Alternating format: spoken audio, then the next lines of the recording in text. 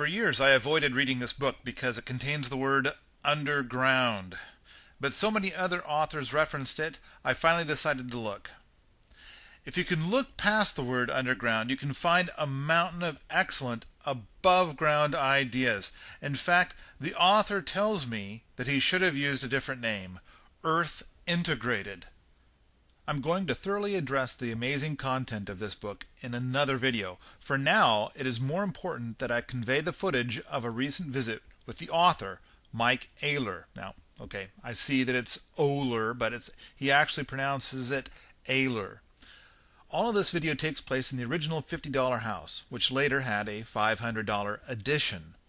Note that this is filmed on a sunny spring day, and that this structure sits in a thick forest. No additional light is used. I know the sound quality sucks. I've since bought a new camera. Twice a week for a couple of weeks, 3 weeks, they're gone. How long has it been since you've been in here? I was in once since winter. I've been in here. This is the second time since probably November. So pretty much nobody's lived in here for 3 years, is that right? Yeah. You would think it would smell horribly musty. It smelled fine. It looks a bit rustic, but the key is that the general designs are very sound. Brilliant, really. And this is the $500 house, and over there is the $50? Yep, that's the $50 house. From here over was a house that I built for $50. Oh, okay. Squirrel damage. 71. And it didn't have the carpet on the floor. Part of the $500 cost was $200 for the carpet. It covered the whole place. So this section over here cost $300. That did not include $500 for that super duper stove there. That's a really good stove. Good stove, of course. And the original stove I had in here cost $15 new. It's called a tin stove. And, they would throw out the heat, and the government, in its wisdom, banned those stoves because it threw out too much heat. So, dangerous for you. Yeah, but I noticed the Army is still using them in their tents and stuff, but they won't let us use it. We're not trained professionals. Yeah, right. So this is where I wrote a lot of writing here. That was my manual typewriter over there. And these windows over here, well, that one window with the multi panes that you see right against this wall, that was my fire window. And, for a year or so I had fires out there as I would lie in bed. And that was really nice. You had your campfire right by your elbow. But unfortunately, the smoke tended to drain up through the house. The house acted as a chimney. Okay, so I didn't use that anymore for that. We had, there's another little story here. You see this polyethylene here.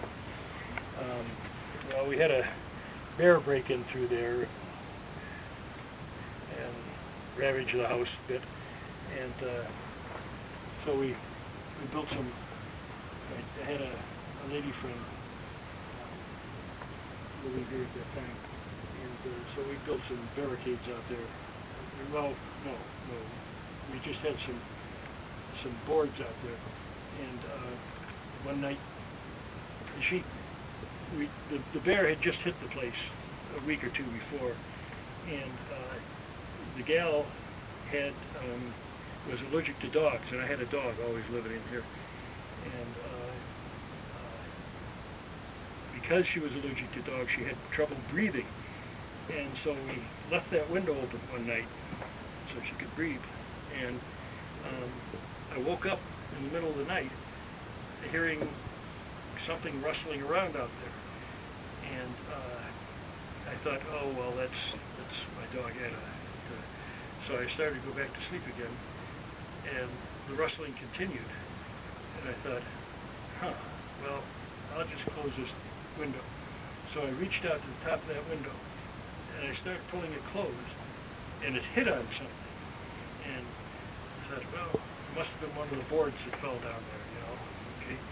So I left it be, and then I thought, well, I'll just try that one more time. And it closed perfectly then. That was the bear out there, man. You know? So that bear was like 2.5 feet from us, you know. So we closed it up. I don't know if I shot that bear or not. This is what we call the barbecue windows. And should have had that. And you can clean out these windows here and do your cooking out there. The smoke escapes, the heat escapes. If you don't want it to escape, then I cook on the stove down there. And so the heat escapes in the summertime. If it's raining, there is some overhang up there, so that's somewhat protected from the rain. But you can cook in the rain outside and not get wet. That was a little invention that we're pleased with. Do you have electricity in here? I had solar electricity, but these batteries are 15, 20 years old and they're no longer viable. So I have to replace those. If you look behind that chair, you'll probably see a board there. There might be a little light on it still. And that shows that you find the board? Yeah. You see a little light? Yeah, I don't think there's a light on right now. Oh, okay. Well, that means that the solar panels maybe not working anymore either. Yeah. But the problem on that was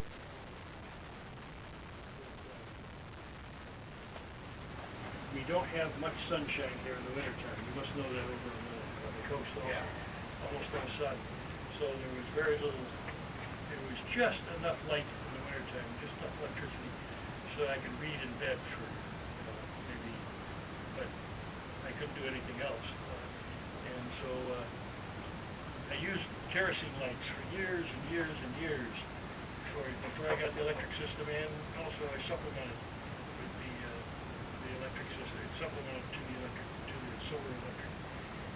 But I was always breathing the fumes from that. Right. And I learned enough to step outside when I blow it out, because then you get a big blast of smoke. Okay. I knew enough to do that. But then I finally said, well, hey, rather than breathe that, why don't I just hang those lanterns outside? And I did. So I was hanging lanterns right out here and right over there. And that would give it a few, try to light it. That's great. Yeah. It would also illuminate the outside, which made the whole place seem a lot bigger. That was kind of neat. The door right here? Yeah, that was the original door for this $50 house. I hadn't invented that. That's called a Royer foyer out there, and I hadn't invented that at the time when I built this place. Okay, so I had to climb down, climb up every day, get in and out of here. Exercise that way. Huh? Get a little bit of exercise that way. Well, I get plenty of exercise. Otherwise, Yeah. yeah. So right now it feels like about 50 degrees in here, maybe 53. Yeah. And so if we were to come in here and it's 10, 20 below, it'd probably feel 40 degrees in here. Yep. Yeah. Okay. And after 35 years of being in here, I mean, did you, if it was winter outside, did you burn a fire regular, or did you burn a fire like? Oh yeah, no, I had a fire regular. There's you don't want to live at 40 degrees. Note that this is all single pane glass and that he currently has light coming from 3 directions. Yeah, I had a fire all the time in the winter. Then once again, there's no. One of the reasons I don't have any windows to speak of, I do have this little window here with the lateral window well facing south. But one of the reasons I don't have windows on the south side in here is no sunshine in the winter anyway, you know.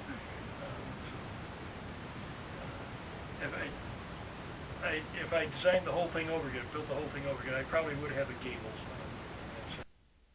That gable would provide light from a 4th direction, most notably from the downhill side. If you like this sort of thing, come on out to the forums at permies.com where we talk about eco-building, homesteading, and permaculture all the time.